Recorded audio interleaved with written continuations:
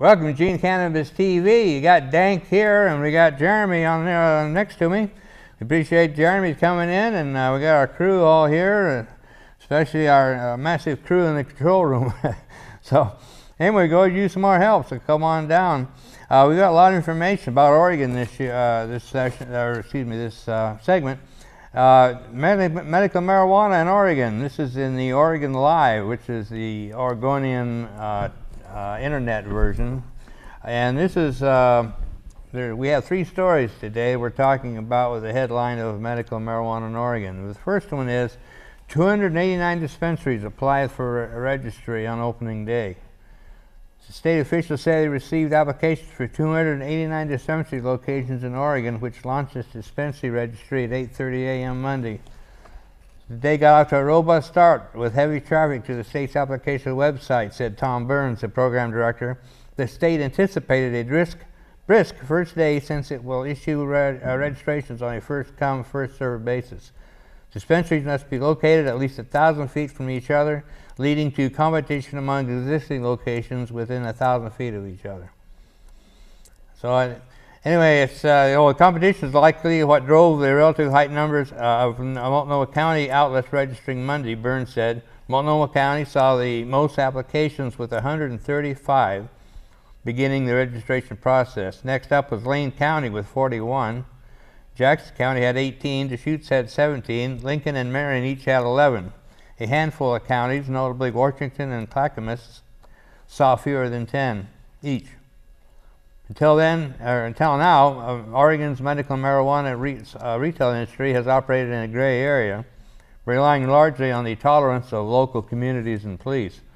Some communities, especially in Washington County and parts of southern Oregon, balked at retail sales of medical marijuana and took steps to shut down businesses. Others, notably Portland, greeted the outlets with a shrug. Yeah, most of those 135 in Multnomah County are probably Portland. Oh yeah, definitely Portland metropolitan area, yeah. A new law passed in 2013 directed the Oregon Health Authority to create a registry of medical marijuana facilities. Those facilities must follow strict testing rules and they have to carefully track the marijuana coming in and out of their stores. The state, meanwhile, has 2 regulators who will inspect the establishments annually. The issue of whether local governments can ban medical marijuana dispensaries remain unsettled. The Oregon House of Representatives delayed until Tuesday a vote on a bill that would allow local governments to ban the outlets. The Senate last month unanimously supported a bill that allows local regulation but not prohibition of the establishments. Do we have more about that in one of these articles coming up? Right, exactly. That's right. So that's what we're leading up to. And so it turned out that 1531 did pass. I wrote a letter to my email list that I'm on asking for the names of the people that voted for it. And they said, well, that's not that easy. It's because there was a lot of negotiating and moving around. So this is a kind of an explanation of what happened. He said it was introduced as a ban. In other words, 1531 was an outright ban that any city could ban having a marijuana dispensary there. Floyd Brzezinski took the language out in the Senate where it passed out unanimously. In House Judiciary, they put the ban back in and also added a stupid provision for child-proof containers, which that wasn't, child-proof containers that weren't. There were enough votes to pass it out of the House this way, and no guarantee what would happen in the Senate. The House sent it to rules where a deal was brokered for a 1-year moratorium commencing no later than 1 May 14 and ending no later than 1 May 15. Some who wanted a ban wanted 18 months moratorium, and 12 months was a compromise. A minority report from rules advocated to include the ban language, keeping alive the possibility of a ban. Our main supporters in the legislature agreed to this compromise, and many of our supporters went along to make sure that the ban didn't go into effect. And I've got the website for the website for the ones that started this. started this measure. I could read off their names, but that's just burn up time, and we don't need to burn up time right now. But some of them that jump out at me was, I think one of them was, well, Bruce Starr, of course, Republican, even a Democrat, a Rod Moore. But anyway, I have all the information. Go get a hold of Dang Bagman at hotmail.com and I can get that to you. Personally, I'm going to be writing a whole bunch of letters. I also have the voting record I can send you. That's eight pages, 4 double-sided, so I can't afford to print out too many to hand out, but this is the whole thing on this bill, and all the information you need and exactly how everybody voted. In fact, let's see, I can put my hand on it again. That would be interesting Anyway. to see. Yeah, we definitely. So anyway, I get the information for you if you're interested. There were a few that voted against it, which are our heroes, but the very large majority of the legislature voted for it. And personally, I'm going to send an email to every one of them chastising them for it, because putting a ban on medical marijuana dispensaries is stupid. All they're doing is just pandering to the people that are anti-marijuana. That's all it is. All the lies that they talk about dispensaries. They did the same thing. They really need to stop going back and forth, because lots of our legislators voted in favor of lots of marijuana things, so they should just Exactly. keep voting in the same way. Well, they do a lot of fear mongering by saying, well, crime's going to go up with these medical dispensaries around. No, the facts show from other localities like L.A. That when the dispensaries were there, crime was down, and when the dispensaries were gone, crime went up again. So, it's all fear mongering. That's what it boils down to. So, anyway, that's if you want to know who the scallywags are that voted at 1331 in, let me know. And also, I'm going to try to find out.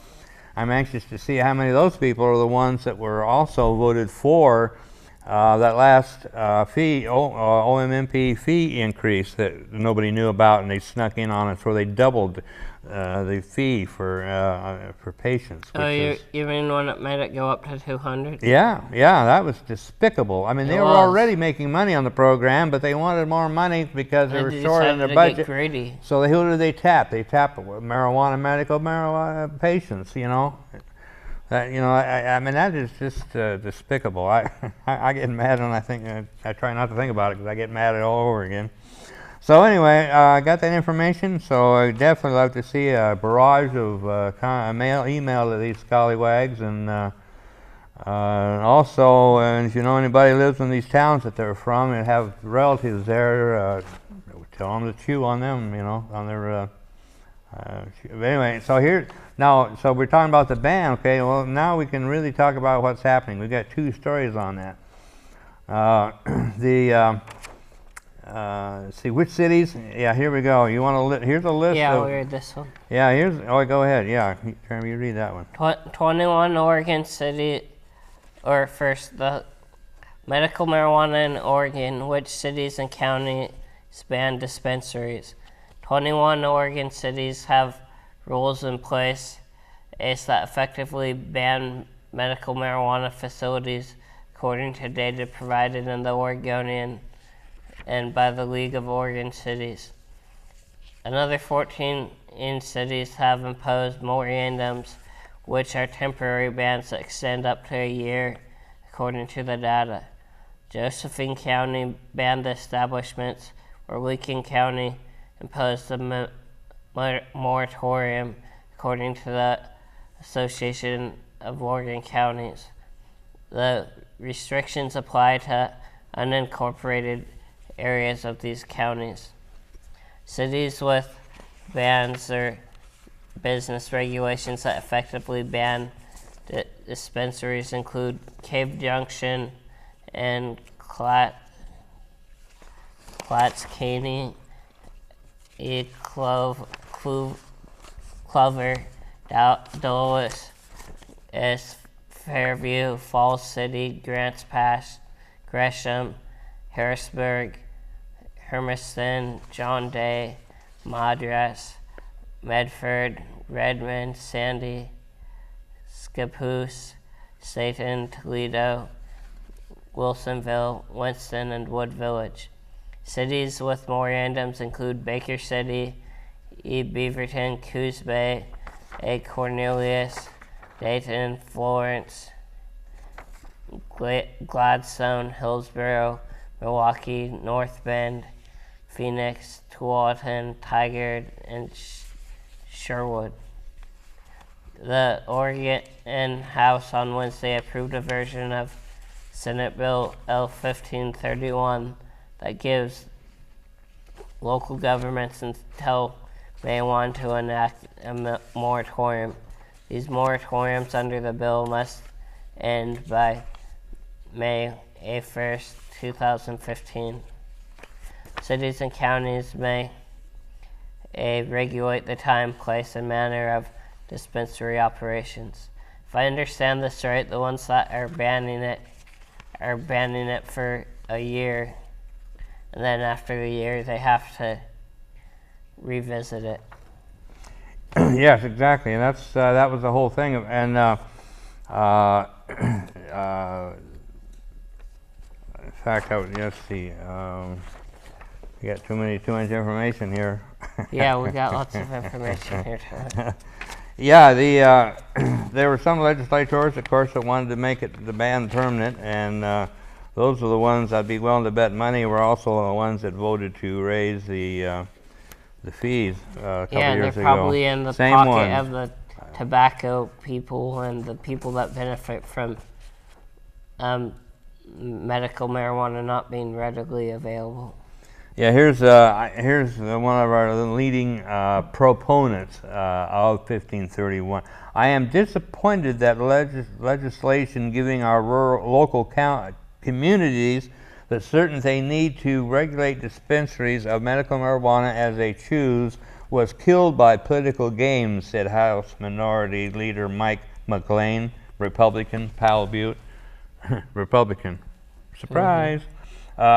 Now Oregonians and their communities must continue in uncertainty because of a 14-month sunset on local control.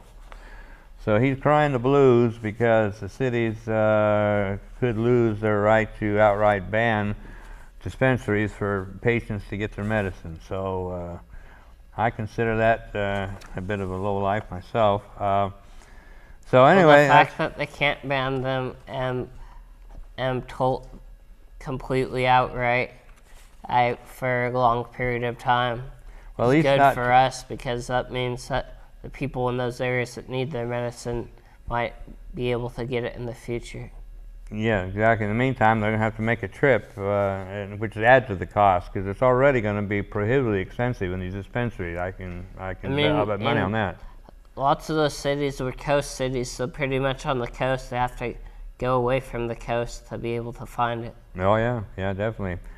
So we're going to wrap up this segment and come on back. We still got some more information and stuff you'll hear nowhere else but right here on Eugene Cannabis TV. If you're an adult who enjoys a good beer, there's a similar product you might want to know about. One without all the calories and serious health problems. Less toxic so it doesn't cause hangovers or overdose deaths, and it's not linked to violence or reckless behavior. Marijuana. Less harmful than alcohol, and time to treat it that way. For more information, visit marijuanaissafer.org. Welcome back to Eugene Cannabis TV, the second segment. We're running through what's new in Oregon in the medical marijuana realm. So we covered that pretty much, the dispensaries and what's going on there.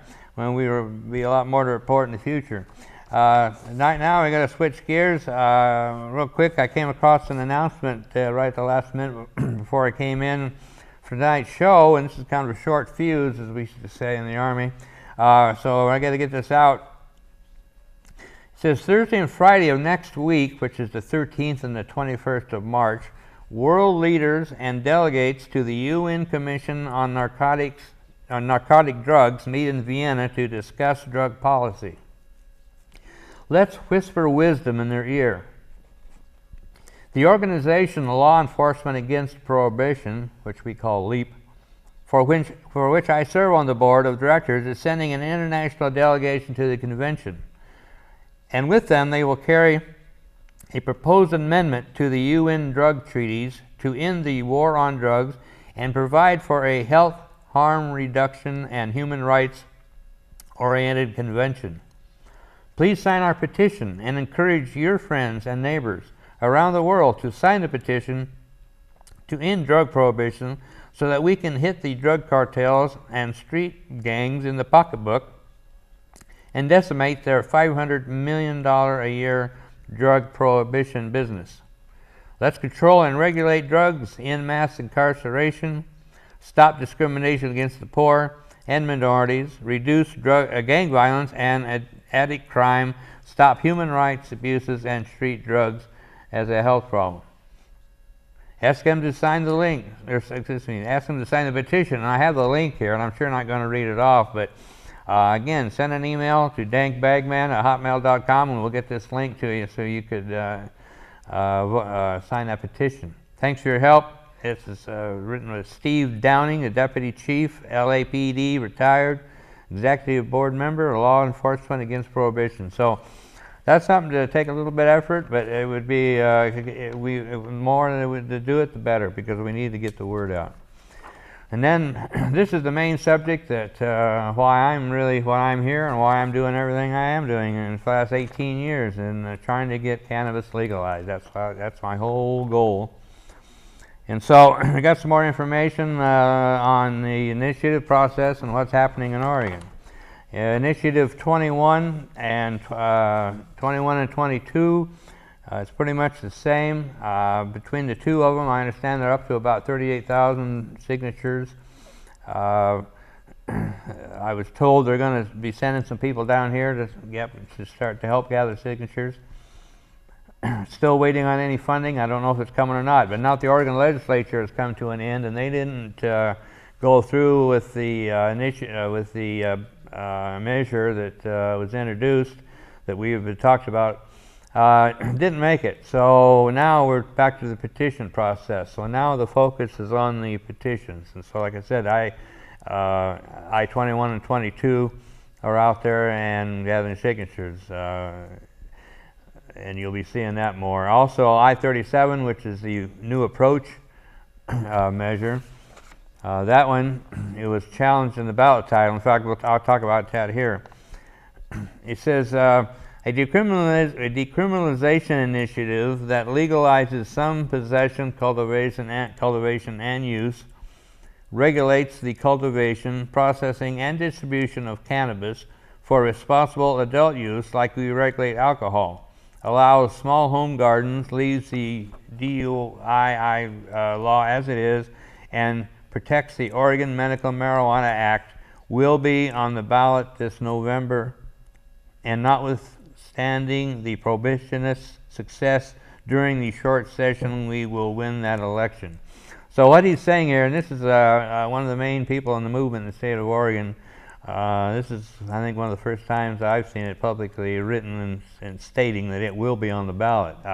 I've been told that, but I've been a little bit hesitant, but time will tell. But now the session came to an end and they didn't do it, and now it's our turn, and so we'll just wait and see. That one is Initiative 37, so as soon as it comes out,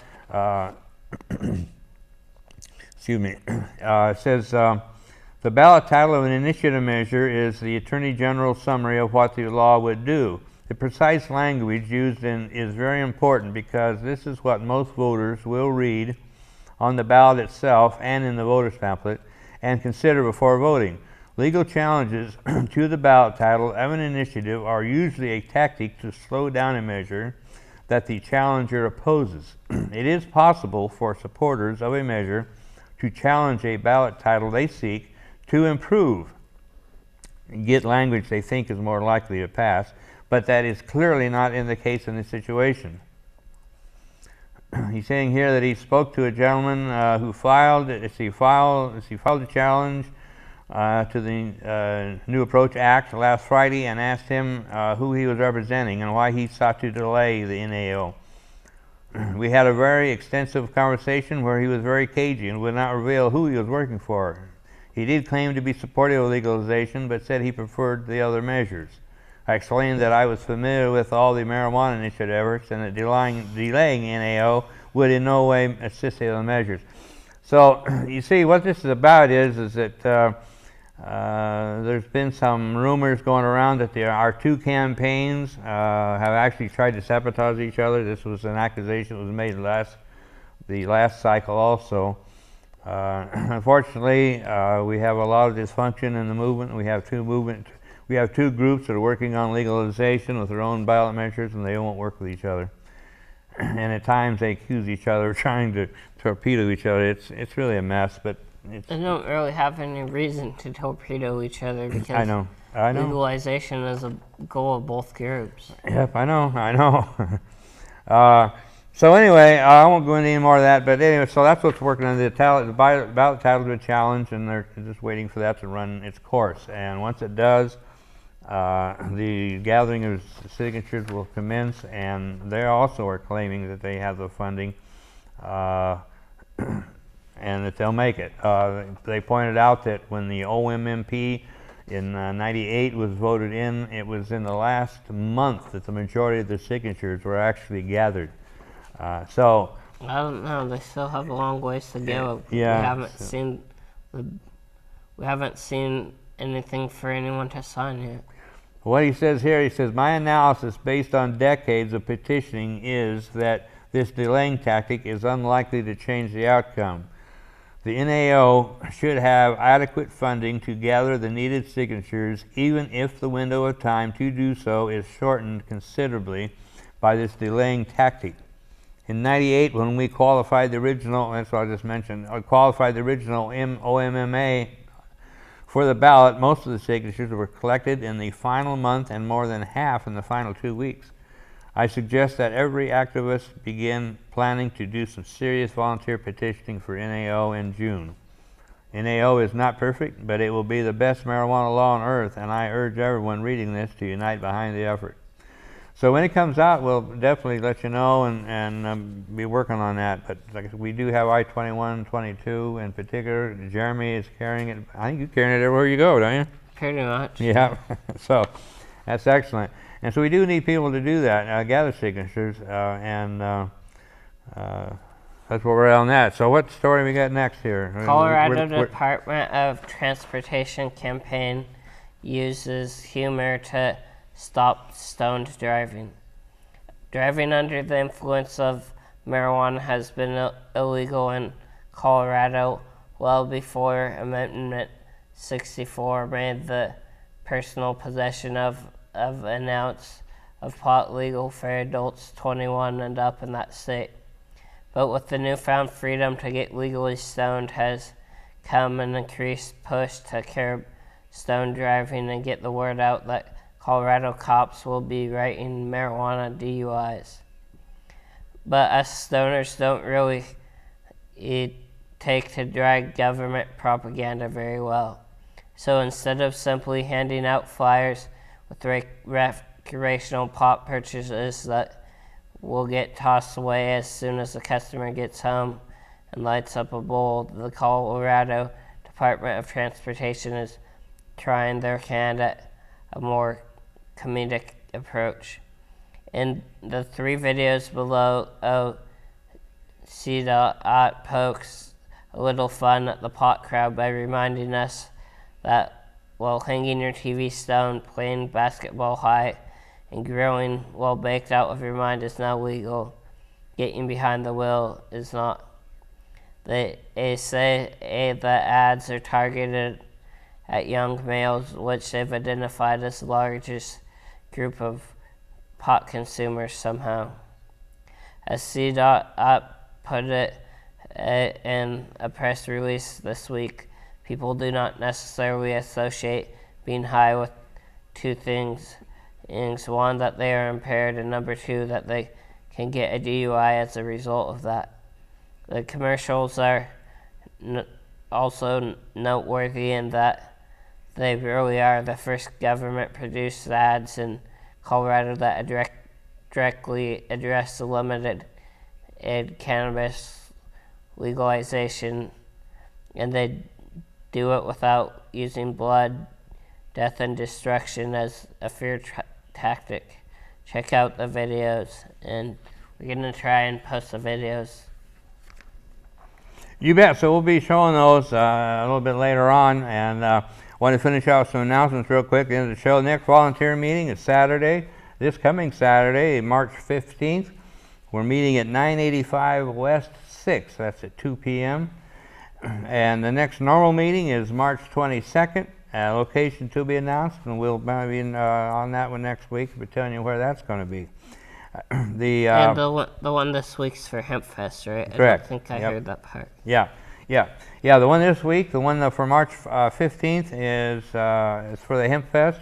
That's Saturday, March 15th, and that's the volunteer meeting for Hemp Fest. And if you're interested in volunteering, and we'd definitely like to have you come in and sign up. We could use some help. It's going to be a heck of a big year, especially this is our 12th year, and so we're getting bigger every year and being more well known. And now that the public attitude towards marijuana is really starting to come around, we expect things to get even better. And I think with all the pending legalization, we might have a bigger crowd too. Exactly.